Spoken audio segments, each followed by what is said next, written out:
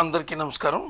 99 TV చిత్రసీమ కార్యక్రమంలో మనం ఉన్నాం. ఇందులో చిత్రసీమలో సూపర్ హిట్ సాంగ్స్ అనేటటువంటి ఒక కాన్సెప్ట్ తీసుకుని నేను చేస్తున్నాను. ఈ కాన్సెప్ట్ అంటే చాలామందికి బాగా నచ్చిందని అంటున్నారు. అయితే కొంతమంది శ్రోతలు నాకు కామెంట్లు ఎలా పెడుతున్నారంటే, సాంగు బాగుందండి, మీరు పాడే విధానం కూడా బాగుంది, కాకపోతే మీరు హై పిచ్లోకి వెళ్ళేటప్పుడు మీరు అది హై పిచ్లో టోన్ ఫెయిల్ అవుతుంది, అది చూసుకోండి అని కొంతమంది చెప్పడం జరిగింది. వీలైనంత మట్టుకి చాలా జాగ్రత్తగానే నేను మీరు చెప్పిన సూచన గ్రహిస్తాను. అయితే నా టోను 2:30 శృతికే సహకరిస్తుంది. ఆ 2:30లోనే నేను తీసుకుని పాడుతున్నాను. కాబట్టి ఇంకా వీలైనందుకు మీరు చెప్పినందుకే నేను మీ సూచన పాటిస్తాను. సరే, ఇందులో ఈరోజు పాట అంటే ఈ ఈ యొక్క పాట అంటే ఏ సిచ్యుయేషన్లో మనం ఈ పాటను చేస్తున్నాం అనేది ముందు తెలుసుకోవాలి. సినిమా పాట, సినిమా ఫస్ట్ సినిమా, తర్వాత పాట, తర్వాత దాని రచయిత, ఆ రచయిత తర్వాత దర్శకుడు తర్వాత ఎలాంటి ట్యూన్ ఇచ్చాడు పాటకి, ఆ పాట పేరేంటి, ఆ పాట పేరు, ఇవి ఉంటాయి. వీటి మీదే మన విశ్లేషణ సాగుతుంది. అంతేగాని సినిమాల్లోకి వెళ్ళడం, ఆ స్టోరీ చెప్పడం అంతవరకు మనం తీసుకోలేదు. కాన్సెప్ట్ ఇంతవరకే మనం తీసుకున్నాం, అంచేత ఇంతవరకే మనం చెప్పుకుందాం. అయితే పాటలు అనేవి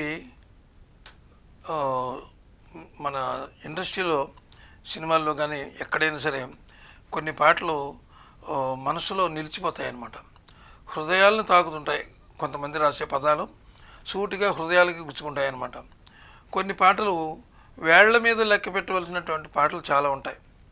అంటే ఆ పాట అలాగా ఆ పాటకి వాళ్ళు ఎంత తన్మయత్వంలో పొందుతారంటే ఒక్కొక్క పాటకి బాగా కనెక్ట్ అయిపోతారనమాట ఆ పాటకి. అలాంటి పాటల్లో ఒక పాట ఇది ఈరోజు మనం చేయబోయేది. అయితే సురేష్ ప్రొడక్షన్స్ వారు తీసినటువంటి సినిమా ఇది. డి రామానాయుడు గారు దానికి నిర్మాత. అయితే అద్భుతంగా ఈ సినిమాని వాళ్ళు తీశారు. ఆ సినిమా ఏమిటంటే, ఇక పాట విషయానికి వస్తే ఆ సినిమా చెప్తాను. సినిమా మీకు ఇప్పటికీ తెలిసి ఉంటుంది, ప్రేమనగర్లో ఆ పాట ఏమిటంటే, మనసు గతి ఇంతే, మనిషి బ్రతికింతే అనే పాట. అది అద్భుతమైన పాట అది, ఆ పాట. అయితే మనసు మీద పాటలు రాయడానికి అంటే మనసు మీద పాటలు రాయడానికి మరెవరికి అవకాశం ఇవ్వలేదు ఆత్రేయ గారు. ఆత్రేయ గారు అంటే మనసు కవి, మనసు కవి ప్లస్ మన సుకవి, మన గొప్ప కవి అయిన ముందుది మనసు కవి. ఆ విధమైనటువంటి విశ్లేషణ మనం ఆయన గురించి చెప్పుకోవచ్చు.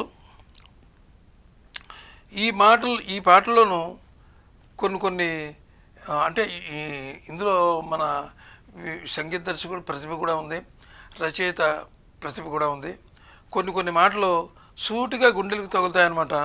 కొన్ని మాటలు నిజంగా మనసును కదిలించే విధంగా అలా ఉంటాయి ఈ పాటలోని యొక్క భావాలు అవిని.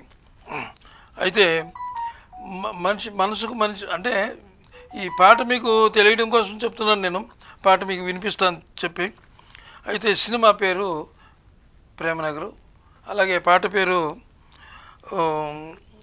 అంటే ముందు వరుసగా మీకు మళ్ళీ చెప్తాను, నేను పైన చెప్పాను మళ్ళీ చెప్తున్నాను. సినిమా పేరు ప్రేమనగరు, పాట పేరు మనసు గతి ఇంతే. తర్వాత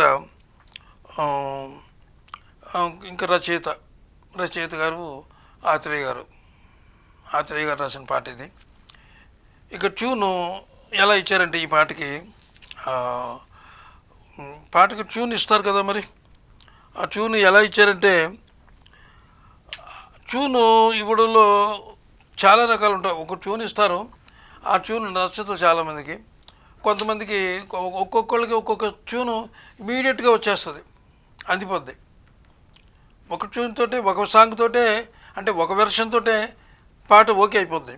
కానీ కొంతమందికి 4-5 వెర్షన్స్ వరకు, అంటే ఎవరికైనా సరే 4-5 వెర్షన్స్ తీసుకొస్తారు లిరిక్ రైటర్స్.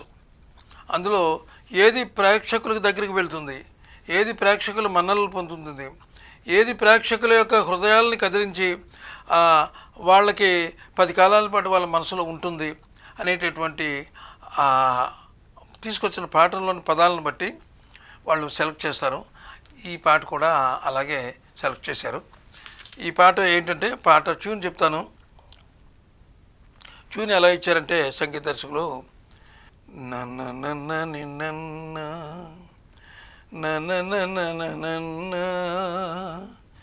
నన్న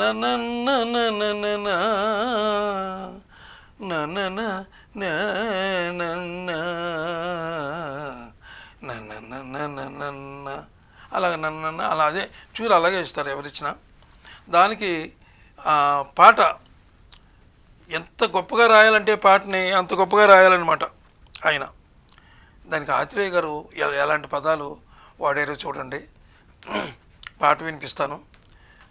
ఎక్కడైనా శృతి, లయ, అలాగే గమకాలు ఎక్కడైనా మీకు కొంచెం ఇబ్బంది అయితే నన్ను అన్యదా భావించవద్దు. ఎందుకంటే నేను పెద్ద రైటర్ని కాదు, రైటర్నే అయినప్పటికీ కూడా నేను ఒక సంగీత దర్శకుడిలాగా నేను ఇందులో రాలేదు, అలాగే సింగర్గా కూడా రాలేదు. ఒక ప్రోగ్రామ్